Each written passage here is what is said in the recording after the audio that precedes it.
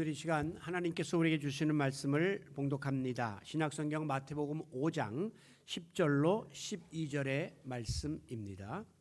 이제 받들어 읽습니다. 의를 위하여 박해를 받은 자는 복이 있나니 천국이 그들의 것임이라. 나로 말미암아 너희를 욕하고 박해하고 거짓으로 너희를 거슬러 모든 악한 말을 할 때에는 너희에게 복이 있나니 기뻐하고 즐거워하라. 하늘에서 너희의 상이 큼이라.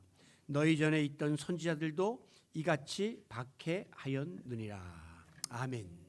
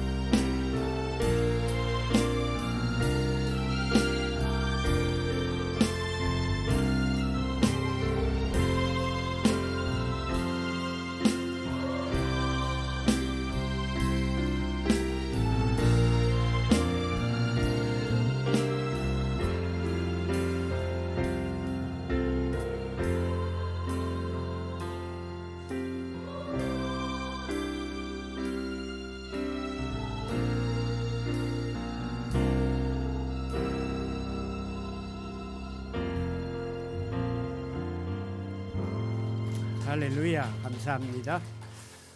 오늘 우리 처음에 부른 찬양은 왕의 지성소로 들어가 영화롭게 변한다. 오늘 우리 루디아의 찬양은 보혈을 지나 하나님 품으로, 같은 의미죠.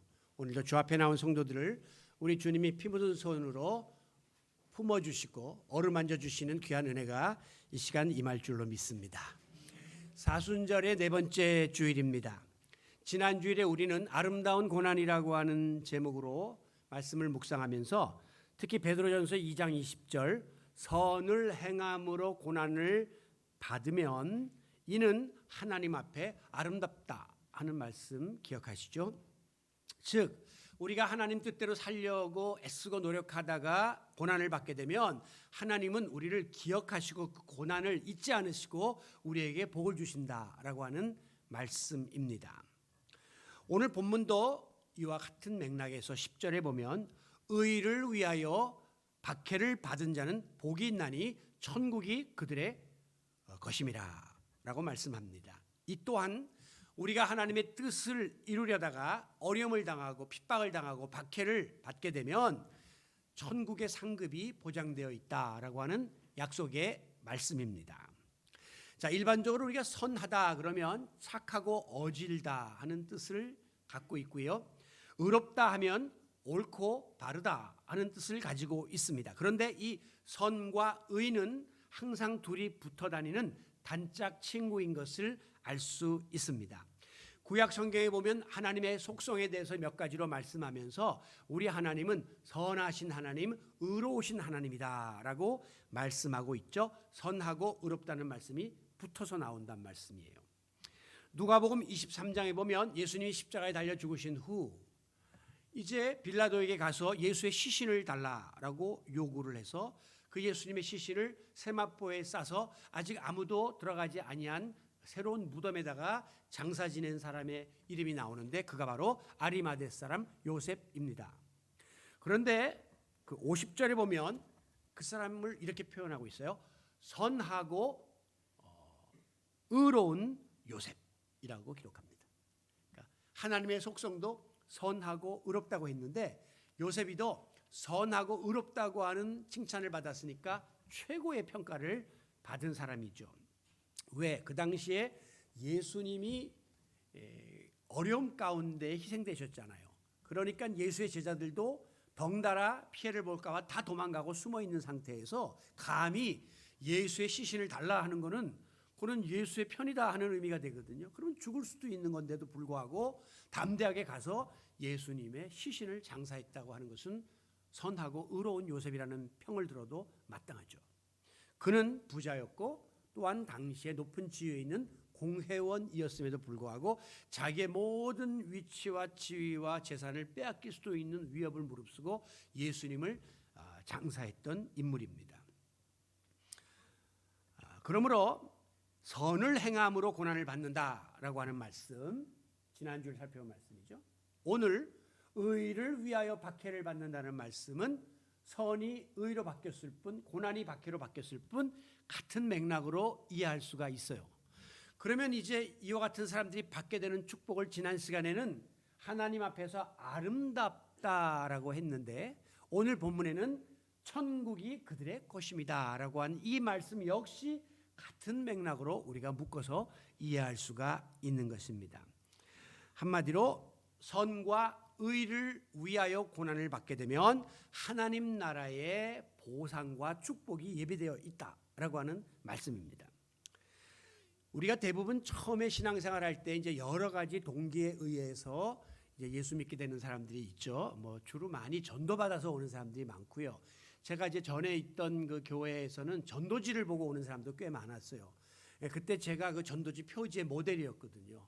이렇게 탁 하고 이렇게 찍어갖고 당신은 어디로 가십니까? 뭐 이렇게 딱 한 걸 만들었는데 이제 가다가 확 사람이 하나 발표 있으니까 이렇게 털어갖고 봤는데 교회가 아주 잘 안내되어 있어서 오게 되었다. 그런 사람도 있고 또 그때는 바로 앞에 지하철이 있어가지고 지하철 꽃꽂이를 절기마다 하고 교회 이름을 이렇게 붙여놨는데 야 이렇게 예쁜 꽃꽂이를 한 교회가 있어? 그리고 찾아온 사람도 있다 그러고 뭐 여러 가지 그 동기들이 있는데요.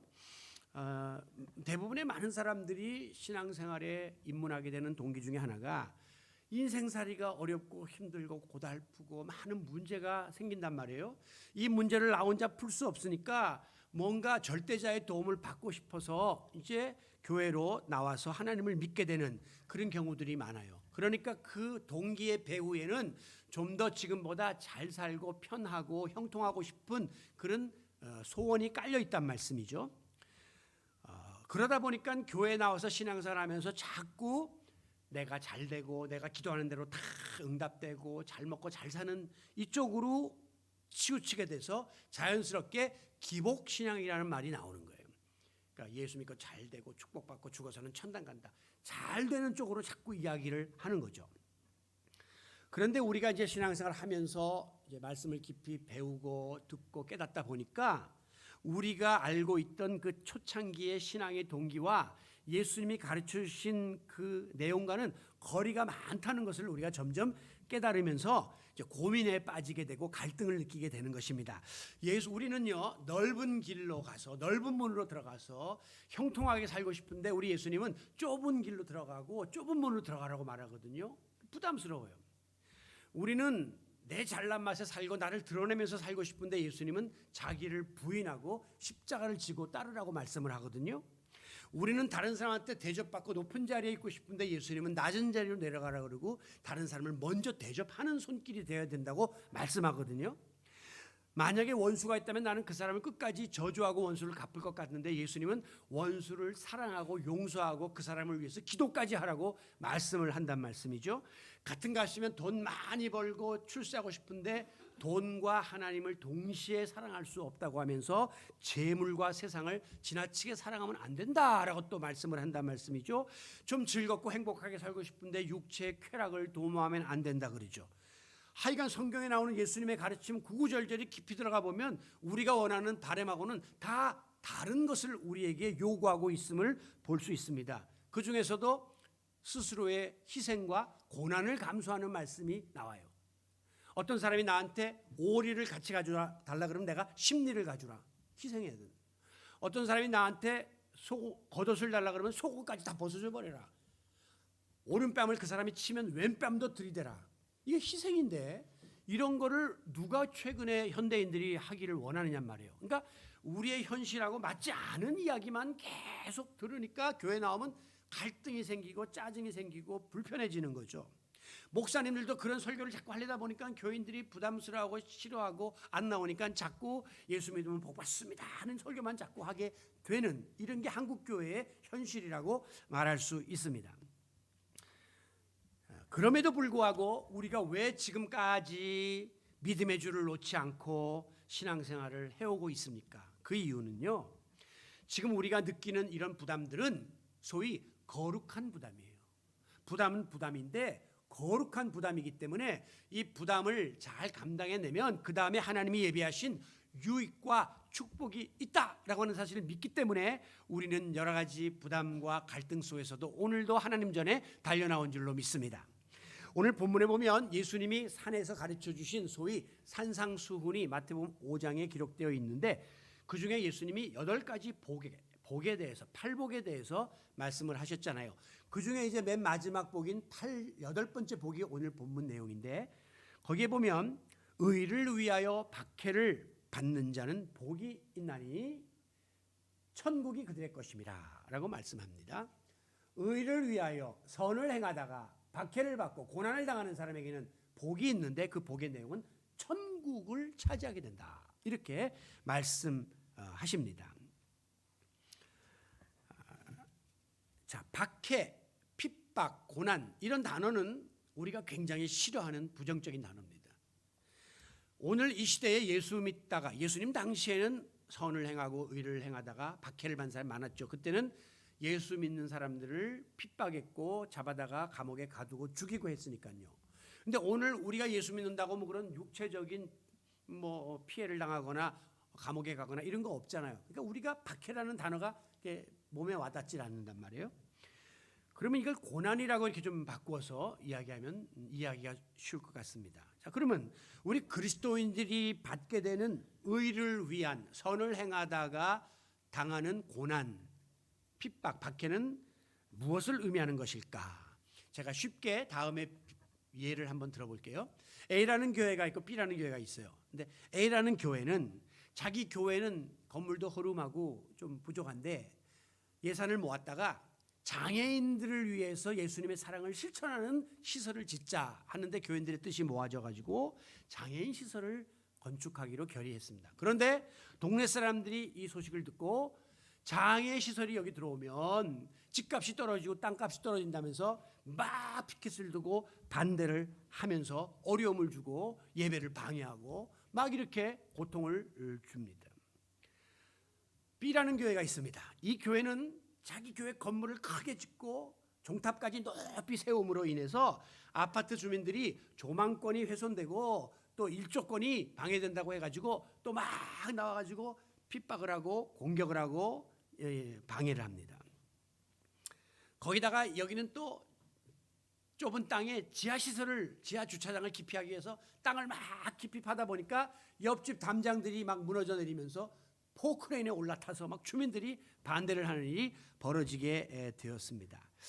여러분, 그 포크레인에 올라탄 주동자가 다른 교회 장로님이에요. 이게 오늘의 현실입니다. 나 장로지만 내 개인의 이익이 앞서는 거죠.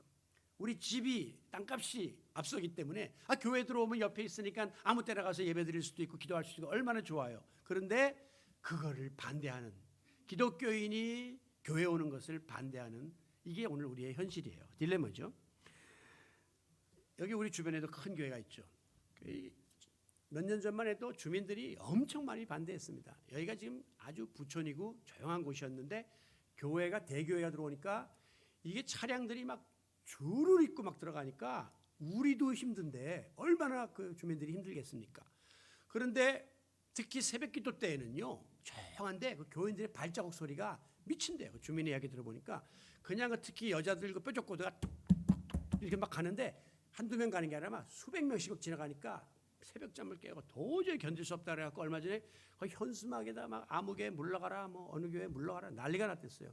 지금 교회가 많이 양보해가지고 예배 횟수를 좀 줄인다든가 새벽기도도 그렇게 뭐 매일 해서 사람들이 이러지 않은 쪽으로 지금 사회적 그 협의를 보고 있는데 그건 굉장히 중요한 거예요. 내 신앙 지키겠다고 주민들의 의사를 완전히 무시하고 피해를 주는 건 옳지가 않죠. 무엇을 이야기하냐 하면 자기도 어렵죠. 두 교회 다 지금 어려움을 당하는데 하나는 어떻게 해서라도 예수님 사랑을 실천하려고 장애인들을 위한 노력을 하다가 어려움을 당하는 것, 그건 선을 행하다가 의를 행하다가 당하는 고난이 맞습니다.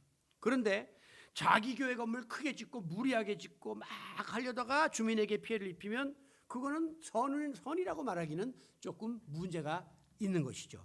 같은 신앙적인 어려움이지만 차이가 있다는 것을 우리가 알아야 하는 것입니다. 그런데 이제 우리가 성경에서 말하는 의와 사회에서 말하는 정의는 좀 차이가 있음을 아셔야 해요.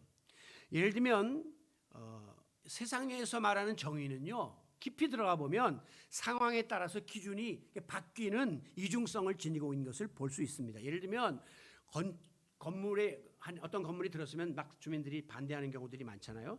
그때 그들이 말하는 게 뭐냐면 주민들의 안전과 또 우리의 생존권을 보장하라, 이런 시설이 들어오면 안 된다 그래가지고 막 이야기하지만 깊이 들어가 보면 집단 이기주의가 있는 거예요.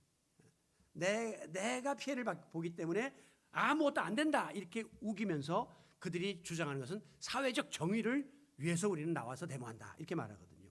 그런데 그 사람들 다 건축허가 받아서 법적으로 지금 하자가 없이 하는 건데, 그러니까 방해를 받으니까 할 수 없이 신고하니까 경찰이 나오게 되고 정부가 개입을 하는데, 그 사람들은 사회 질서와 법을 위반하는 이 사람들, 건축을 방해하는 세력을 무력으로라도 진압을 한단 말이죠. 근데 그들은 뭐라고? 우리는 공권력을 동원해서 정의를 시행하는 것이다 그렇게 말합니다. 똑같은 사안이 있는데 한쪽에서는 자기들이 사회 정의를 위해서 이 일을 한다 그러고 한쪽에서는 공적인 정의를 위해서 일을 한다고 다 피해자 코스프레를 하는 거죠. 그러니까 사회 정의라는 것은 우리 기독교인들이 말하는 궁극적인 정의라고 말할 수가 없는 게 가변성이 있다고 하는 거예요. 오늘 본문에서 말하는 의라고 하는 것은 하나님의 성품과 하나님의 속성 중에 하나입니다. 의로우신 하나님과 예수님을 상징하는 것이 의라고 하는 성경의 단어의 내용 중에 하나예요. 그러므로 10절에 의를 위하여 박해를 받는다라고 하는 이 말은 하나님을 위해서, 예수님을 위해서, 교회 공동체를 위해서 신앙생활 하다가 어려움을 당하는 일을 말하는 것이죠. 그래서 이어지는 11절 말씀에서는 뭐라고 해석을 하고 있냐면, 나로 말미암아, 예수님 말씀하시기를 예수님 때문에 너희가 욕을 당하고 박해를 당하고 거짓말로 너희에게 악한 말을 막 쏟아붓는다 할지라도 너희에게는 복이 있으니까 절망하거나 좌절하거나 두려워하지 말라 그렇게 말씀하고 있습니다.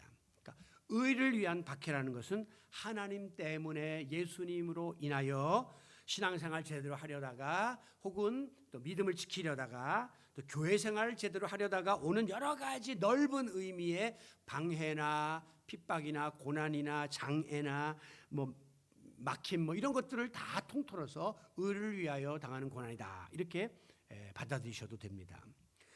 이 의라고 하는 것은요, 하나님 나라의 상태를 의미하는 것이고 하나님 닮은 모습을 뜻하는 거예요. 우리가 의롭게 산다 그러면 하나님 닮은 모습으로 살아가고 싶다 하는 거죠.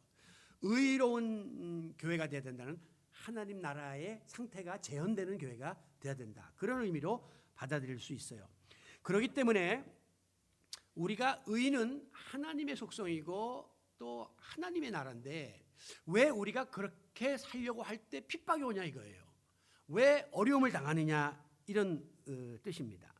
그 이유는요, 우리가 추구하는 신앙적인 가치와 하나님 모르는 사람들의 세상적인 가치가 충돌을 하기 때문에 이런 일이 벌어지게 됩니다. 여러분, 히브리 사람들은 하나님 나라와 세상을 이분법적으로 쫙 갈라가지고 하나님 나라는 거룩한 나라고 세상은 타락한 속된 그런 곳이다, 이렇게 쫙 갈랐어요. 근본 가치가 틀려요. 그러니까 이 둘은 계속 부딪히는 겁니다. 남과 북이 왜 이렇게 갈등을 일으킵니까? 우리가 추구하는 자유민주주의와 그들이 갖고 있는 사회주의, 공산주의 이 체제 시스템의 가치가 틀리기 때문에 그냥 부딪히는 겁니다. 여와 야가 왜 부딪힙니까? 그들이 추구하는 가치가, 정치적 가치가 틀리기 때문에 똑같은 사안을 놓고도 완전히 다른 이야기를 하면서 부딪히는 것과 마찬가지라고 할 수 있어요. 사도 바울도 이 고민을 했습니다. 자기 안에 성령의 소욕이 있고 육체의 소욕이 있다는 것을 알았어요. 성령의 소욕은 자기를 자꾸 하나님 뜻대로 살라고 그러고 믿음대로 살라고 말하는데 그걸 못하게 계속 뒷다리를 잡아서 끌어내리는 놈인데 보니까 육체의 소욕이 그걸 못하게끔 방해하는 거죠. 그러니까 이 두 개가 계속 충돌하니까 바울은 거기서 갈등을 느끼고 오호라 나는 곤고한 사람이로다 탄식을 하게 된 것입니다. 정리해보면 신앙적 가치와 세속적 가치가 부딪히고 세속적 가치는 육체의 소욕을 따라서 모든 일을 진행하려고 하고 신앙적 가치는 성령의 소욕을 따라 진행하려고 한단 말이죠. 세상적 가치는 우리 영적인 의미에서 보면 사탄이 모든 것을 조종하고 있고 신앙적 가치는 성령께서 우리를 이끌고 있단 말이에요. 그러니까 이 두 개가 합의를 볼 수가 없죠. 계속해서 충돌하고 부딪히고 갈등할 수밖에 없는 것입니다. 그렇기 때문에 우리 성도들이 예수 잘 믿고 신앙생활을 열심히 하려고 하면 세상 사람들이 절대 환영하고 박수치고 이럴 수가 없습니다. 가치가 틀리기 때문에 끊임없이 반대하고 조롱하고 모함하고 손가락질하고 공격하고 그러는 거예요. 그래서 교회는 역사 속에서 끊임없는 핍박을 받으며 지내왔지 세상과 화합하고 세상에서 환영받는 일은 한 번도 없었어요. 그렇기 때문에 선을 행하려다가 의를 위하여 받는 핍박과 고난은 그리스도인들에게 필연적인 것이다 하는 사실을 아셔야 해요. 구약의 관점에서 볼 때에 하나님 나라를 위해서 가장 크게 핍박받은 사람은 바로 선지자였습니다. 오늘 본문 12절에도 보면 너희 전에 있던 선지자들도 이같이 박해하였느니라 하는 말씀이 나와요. 선지자들을 모델로 삼고 있는데요. 이스라엘 역사 속에서 하나님은 당신의 택한 백성인 선민 이스라엘 백성이 불순종하고 격기로 나가고 세속적으로 나가면 어김없이 선지자를 보내가지고 너희들이 잘못하고 있다 하는 것을 깨닫게 만들고 하나님의 심판이 따른다 하는 사실을 경고하도록 하셨습니다. 그러니까 선지자들의 사명은 하나님의 뜻을 이스라엘 백성들에게 전하는 데 있죠. 특별히 이스라엘의 왕정 시대에 이제 솔로몬이 죽은 다음에 이스라엘은 남유다와 북이스라엘로 분열하게 됩니다. 그런데 남유다에는 약 20여 명의 왕이 통치를 했는데요. 남유다의 20명 중에 하나님 보시기에 마음이 합하고 선한 왕은 8명에 불과했어요. 나머지 12명은 다 악한 왕이에요. 그럼 북이스라엘은 어떠냐? 그건 더해요. 거기는 19명의 왕이 통치를 했는데요. 19명 모두가 다 악한 왕이었지 선한 왕은 한 사람도 없었습니다. 이렇게 왕들이 머리부터 타락하니까 백성들도 우상을 섬기면서 부패하게 됐죠. 하나님을 배반했습니다. 그러자 하나님께서는 어김없이 선지자들을 또 보내가지고 너희들 그러면 안 된다. 선민 이스라엘이 우상을 섬기면 어떻게 하냐. 그러면 하나님의 징계가 임한다라고 심판의 메시지를 전달했습니다. 그러면 이스라엘 백성들이 회개하고 잘못을 뉘우치고 선지자들의 말을 따라서 다시금 하나님께 돌아와야 할 터인데 하나님께서 보내신 선지자들을 그들이 환영하거나 맞이하기는커녕 하나같이 핍박하고 귀를 틀어막고 안 듣고 저버리고 거부하고 마지막에 죽입니다. 예레미야 선지자는 웅덩이에 갖다 버리고요. 스가랴 선지자는 돌에 맞아서 죽는 일이 벌어지게 됩니다.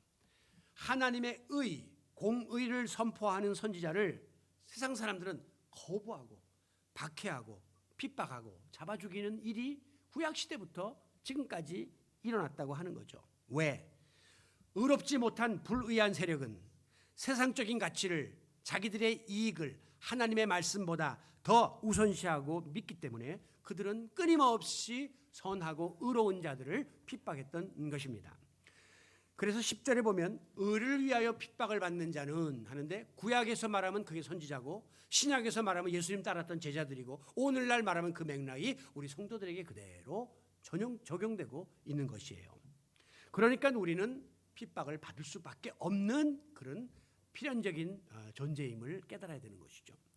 자, 그렇다면 왜 하나님은 당신의 자녀들을 원치 않는 핍박을 받도록 허락하시는가 궁금하잖아요.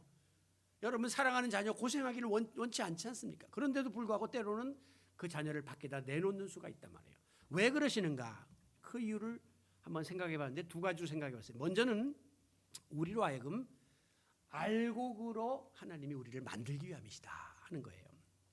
마태복음 13장에 보면 씨 뿌리는 자의 비유가 나오는데, 흙이 옅은 돌밭에 씨가 떨어지면 말씀을 기쁨으로 받았으나 뿌리가 없기 때문에 해가 돋을 때에, 환란이 올 때에 말라 비틀어져 버린다, 그렇게 기록했어요. 오늘 우리가 예수를 믿는다고 하지만 말씀을 듣기는 수없이 듣지만 말씀의 뿌리를 깊이 내리지 못한 상태에서는 조금만 어려움이 오고 핍박이 오고 시험이 오고 환란이 와도 금방 넘어지고 금방 말라버리는 그런 존재가 될 수밖에 없는 것이에요. 오늘날 이 땅에 얼마나 많은 그리스도인이 있습니까? 과거에 우리 기독교인이 대한민국 전체 인구 중에 25%나 된다. 4분의 1, 넷 중에 하나가 기독교인이다, 그렇게 말했어요. 요번에 나온 기독 종교인 통계를 보니까 이제 코로나를 거치면서 많이 수가 줄면서 지금 20%로, 5%는 상당한 숫자죠. 전 인구로 따지면 상당한 숫자가 지금 빠져나갔는데요. 어쨌든 그렇다 손 치더라도 5명에 한 사람이 그리스도인인데, 오늘 이 주일날 얼마나 많은 사람들이 얼마나 많은 교회에 모여들어서 말씀을 듣고 찬양하고 기도하면서 아멘 아멘 합니까? 우리 한국교회처럼 이렇게 설교 말씀 많이 전하는 교회는 없습니다. 주일날도 뭐 1부부터 4부까지 하는 교회도 있고요. 저녁 예배, 오후 예배 하는 교회, 뭐 또 새벽 기도, 또 수요 기도, 금요 기도, 그냥 말씀을 수없이 듣는데, 여러분들 이 말씀의 홍수 속에서 들은 말씀이 과연 얼마나 여러분의 마음속에 뿌리를 내리고 정착됩니까? 그냥 또 그 순간만 듣고 끄떡끄떡 아멘 아멘 하고 또 사라지는 거죠. 특히 그 감정적인 그런 형향의 교인들 보면 그냥 아멘 아멘 막 난리치는데 그 소리 외침과 동시에 다 산산조각 나서 말씀이 남아있질 않아요. 무엇을 연상하느냐? 죽정이를 떠올리게 하는 것입니다. 여러분, 과연 우리가 이렇게 모든 것이 형통하고 편할 때 잘 모르지만 앞으로 환란의 바람이 불고 어려움이 닥칠 때에 과연 우리 가운데 몇이나 끝까지 말씀을 따라서 순종하면서 내 믿음을 지킬 것인가? 참 의구심을 갖지 않을 수가 없는 거죠. 신앙생활 하면서 별거 아니고 아무것도 아닌 거 하나 갖고도 나가 떨어진 사람이 수두룩한데, 교회 안 나온다 그러고 교회를 떠났다는 사람이 수두룩한데, 아니 큰 환란이 올 때 그때는 뭐 아무도 장담할 수 없는 것이죠. 저 자신부터도요. 여러분, 돌밭에 말씀의 씨앗이 떨어지기는 했으나, 아멘으로 말씀을 받아들이기는 했으나, 그 말씀이 열매를 맺고 뿌리를 내리기까지 믿음을 지킨다는 것은 굉장히 힘든 일입니다. 그러니까 영적인 싸움이에요.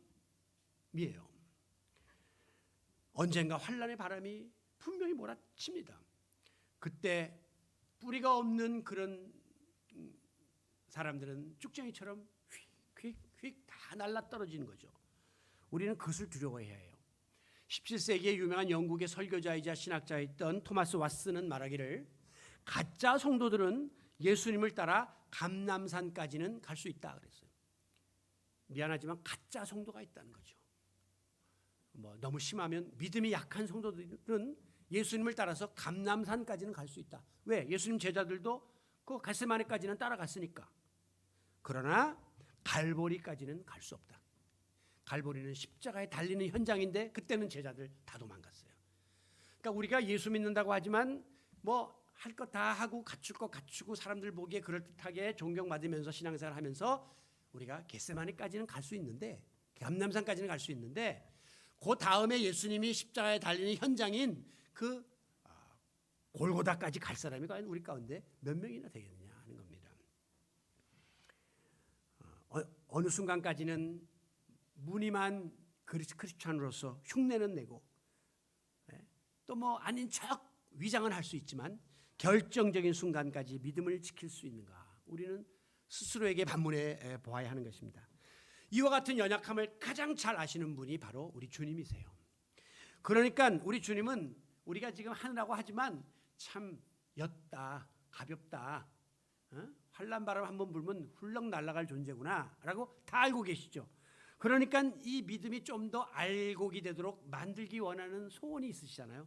바로 그 같은 과정 속에서 우리 주님은 우리에게 환난의 고난의 과정을 통과하도록 만드시는 것입니다. 오늘 우리가 그 어려움들을 잘 극복하고 그 예수님을 따라가는 알곡신자가 되고자 노력하기 원한다면 어떤 어려움과 환난이 온다 할지라도 거기에 걸려서 넘어지지 말고 의연하게 받아내고 감내해 나가는 그런 성숙한 그리스도인들이 되시기를 바랍니다. 우리 주님이 우리에게 이런 어려움을 주시는 이유 중에 하나는 새롭게 우리를 빚고자 하는 하나님의 뜻이 계십니다. 세상 모든 일이 그렇지만 특별히 믿음은 순탄한 과정을 통해서는 절대 정금같이 연단될 수가 없습니다. 세상 사람도 마찬가지예요. 세상살이도 뭐 이렇게 형통하고 편안하고 온상에서 자란 온실의 화초 같은 사람들이 나중에 성공하는 확률은 적어요. 제가 지난 주일날 그 미스터 트롯이라는 프로그램을 봤는데요. 그 마지막에 나온 사람들 그 비하인드 스토리 들어보면요, 정말 가수가 되기 위해서 정말 별의별 일을 다 하고 막노동을 하고 호떡을 굽고 고깃집에서 숯불을 피우면서 무명의 시간을 많이 가진 거예요. 그러던 사람들이 이제 어느 정도 정상에 딱 오르잖아요. 그러니까 정신도 바르죠. 돈을 어디다 쓰겠냐. 존경하고 사랑하는 부모님 집사드리고 싶다. 내가 이제 뭐 좋은 차 타고 내가 하는 게 아니라 그런 하나의 고생하는 그 과정 속에서 사람이 된 거죠. 그러니까 앞으로도 훨씬 더 좋은 출세가도를 갈 수 있지 않겠나 하는 생각을 해보게 돼요. 쇳덩어리가 뜨거운 용광로에 들어가서 혹독한 시련 속에서 녹아지고 부서지면서 불순물이 제거되고 잘못됐던 모양들이 다 녹아져서 대장장이의 손에 의하여 재창조되고 다시 태어나는 것처럼 우리 하나님께서 이 형편없는 일그러진 우리의 모습을 우리 주님 닮은 형상으로 재창조하고 다시 빚어주기 위해서는 우리를 깨뜨리고 부서뜨리는 작업이 필요한데 그게 환난과 고통과 핍박이에요. 고린도후서 5장 17절 말씀처럼 그런 정도든지 그리스도 안에 있으면 새로운 피조물이라. 하나님께서 새롭게 우리를 빚기 위해서 때로는 시련과 박해 과정을 통과하게 하신다 하는 사실을 기억하시기 바랍니다. 그러므로 내가 선을 행하고 의를 이루려다가 나에게 불이익이 있고 고난이 있고 어려움이 있을 때에 절대 낙심하거나 포기하거나 위축되지 마십시오. 오히려 하나님은 이것을 통해서 내 믿음을 더 강하게 하시고 예수님 닮은 형상으로 다듬어서 사용하고자 하는 연단의 기회다 하는 사실을 믿고 의연하게 감당하는 성도 여러분들이 되시기를 바랍니다. 성도 여러분, 이와 같이 의를 위하여 여러분이 박해를 받고 선을 행하다가 어려움을 당하게 되면 하나님께서 큰 상급을 우리에게 예비해 주셨습니다. 10절에 보면 의를 위하여 박해를 받은 자는 복이 있나니 천국이 그들의 것이니라 라고 말씀했습니다. 그러니까 우리가 예수님으로 인해 믿음을 지키려다가 또 뭐 바르게 신앙생활 하려다가 사명 감당하려다가 여러 가지 어려움을 당하게 되면 12절에 우리가 취해야 될 자세는 기뻐하고 즐거워하라. 오히려 핍박이 오고 고난이 오고 어려우면 기뻐하라는 거예요. 왜? 하늘에서 너희의 상이 비례해서 더 많이 쌓이기 때문이다. 그러면서 앞서 말씀드린 것처럼 너희 전에 있던 선지자들도 이같이 박해를 당했느니라 라고 말씀을 하고 있습니다. 그러면서 여러 가지 어려움과 시련을 극복했던 선지자들을 언급하고 그들이 당한 고난과 그들이 누리게 된 영광을 우리에게 제시하고 있는 것이에요. 성경에 나오는 모든 주의 종들, 선지자들 공통점이 뭡니까? 어렵고 힘들고 핍박받았고 박해받았지만 지금은 영화로운 그런 자리에 올라가 있다고 하는 것이에요. 멀리 갈 것 없이 로마의 바티칸에 가면 성 베드로 성당이 있습니다. 가보신 분들 있죠? 굉장히 웅장하고 아름다워요. 이 성 베드로 성당은 당시에 천재들이 모여서 만든 종합 작품입니다. 그런데 이 성당의 이름이 베드로 성당이에요. 베드로는 누굽니까? 예수님의 제자로서 3년간 헌신했고 마지막에 실수가 있었으나 다시 돌아와서 주님 거꾸로 십자가에 못 박혀 죽으면서 순교했던 그 베드로의 제자의 삶은 고난과 역경과 핍박의 연속이었습니다. 그러나 그의 순교한 자리 위에 이 아름다운 기념 성당이 세워져서 오늘날까지 많은 사람들이 베드로의 상그 발 가서 키스를 하고 기도를 하고 하면서 그를 높이고 있는 것이죠. 그가 받았던 박해와 핍박은 오늘날 오히려 영광의 흔적으로 남아 있는 것입니다. 로마에서 두 번째로 큰 성당은 어디냐? 그게 성 바울 성당이에요. 이 바울 성당은요, 바울이 목 베어서 참수당한 것으로 전해지는데 그 전설에 의하면 거기 가면 설명해줘요. 바울이 목 베일 때 목이 떨어지면서 3번 튀었대요. 팍팍팍.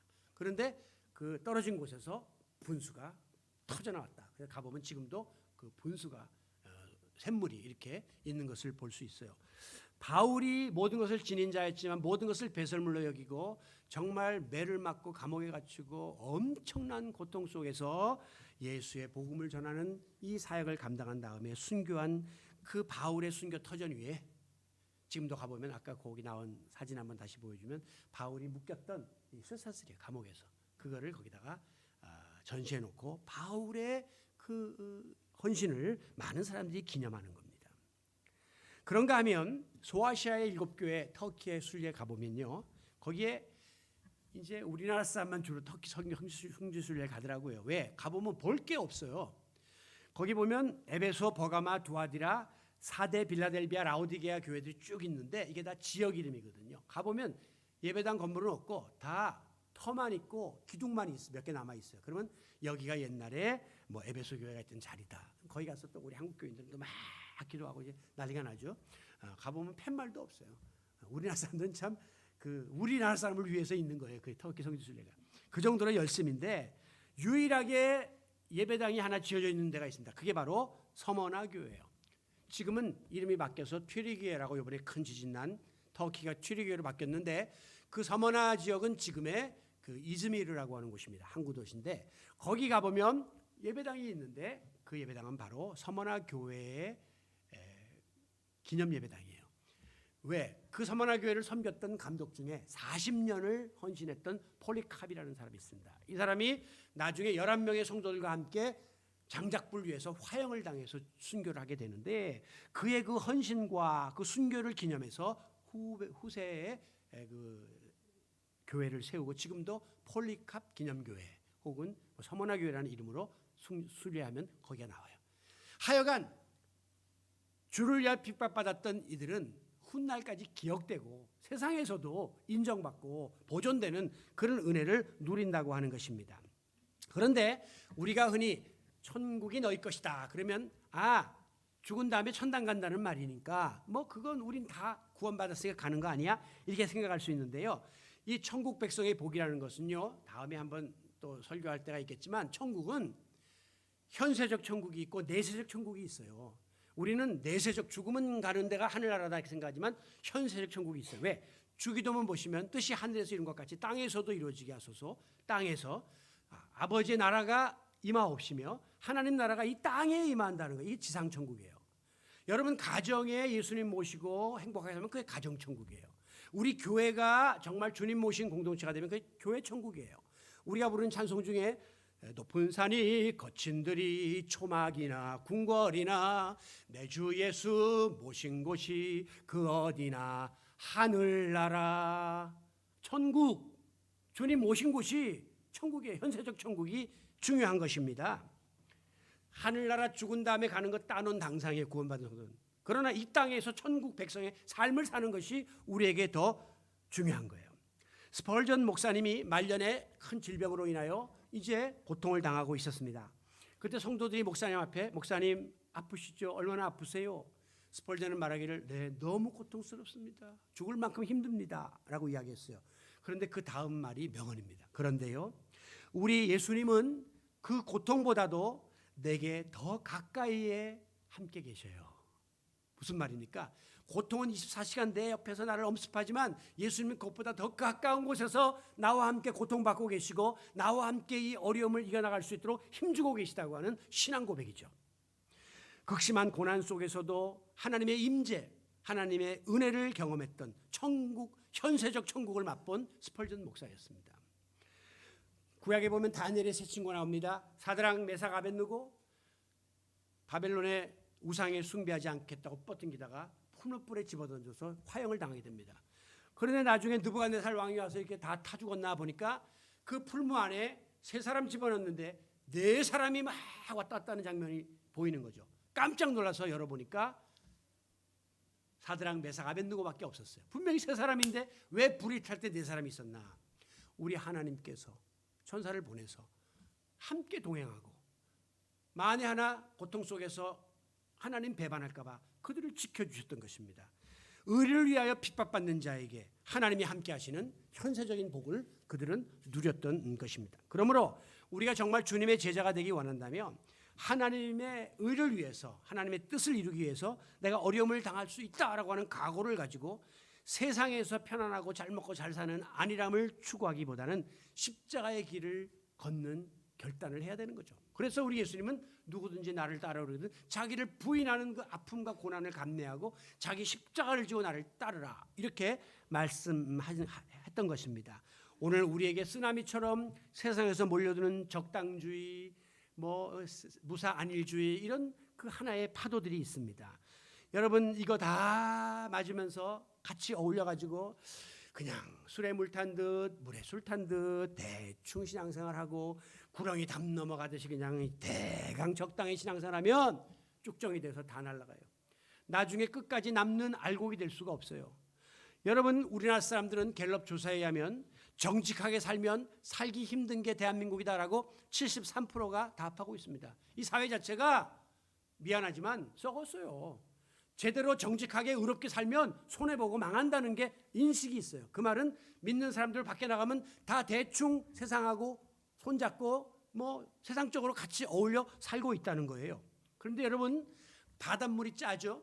근데 바닷물의 염분을 조사해 보면 실제로 1.4%밖에 안 나와요. 이 1.4%가 태평양 바다를 다 짜게 만드는 거예요. 영향력이 세다는 겁니다.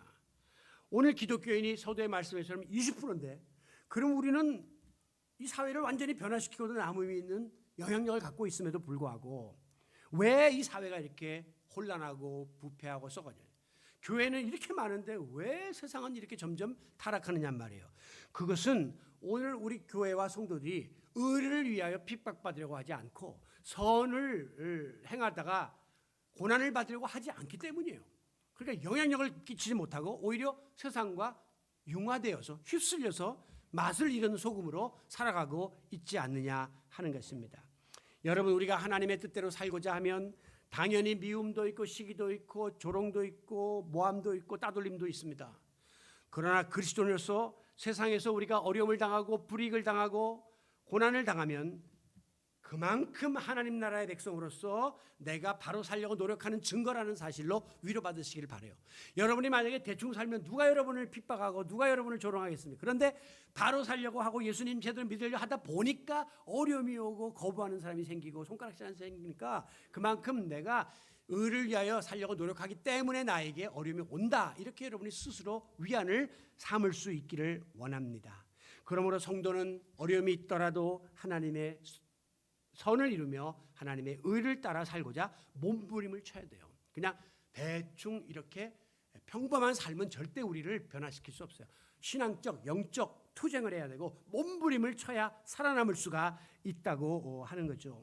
아무리 세상 사람들이 그릇된 길로 다 간다 할지라도 나는 세상 풍조를 거슬러 올라가는 한 마리의 연어처럼 오늘 이 시대 속에서 이 모든 것을 내가 저항하면서 아버지의 뜻을 이루리라.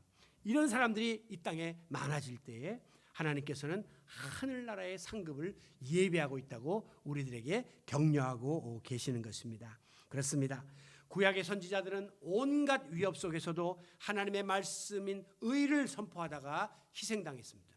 신약의 사도들은 죽음을 무릅쓰고 하나님 나라에 관한 의의 복음을 전하다가 순교의 제물이 되었습니다. 그 결과 그들은 오늘 천국에서 해같이 빛나는 존재로 하나님이 삼아주시고 허다한 증인들의 반열에 들어가서 우리를 둘러싸고 우리를 응원하고 있다는 사실을 기억하시기 바랍니다. 마태복음 13장 43절에 보면 그때에 의인들은 자기 아버지의 나라 하늘나라에서 해와 같이 빛날 것이다 라고 약속하고 있습니다.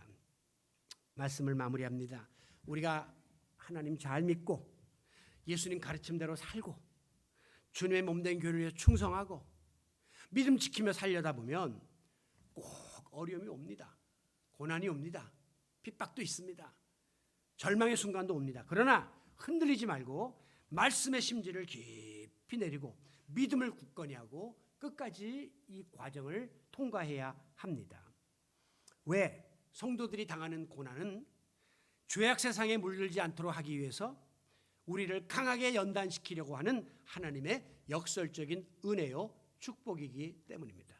그러므로 고난은 나에게 축복이다, 은혜다 하는 이 사실을 끝까지 마음속에 되새기면서 의연하게 이 모든 어려움들을 대처해 나가는 성도 여러분이 되시기를 바랍니다. 아무쪼록 세상에서 믿음 지키고 선을 행하고 의를 위해서 당하는 고난이 있습니까? 의연하게 감내하십시오. 우리를 향해서 끊임없이 유혹해오는 무사한 일주의, 적당주의, 편의주의, 세속주의에 발을 담그지 말고 이 세속적인 시류를 거슬러 올라가면서 오늘 이 세상을 변화시키는 그런 성도 여러분들이 공동체가 될 수 있기를 원합니다. 그리할 때 하나님께서 우리를 장차 하늘나라에서 해와 같이 빛나는 상급의 주인공으로 삼아 주실 줄로 믿습니다.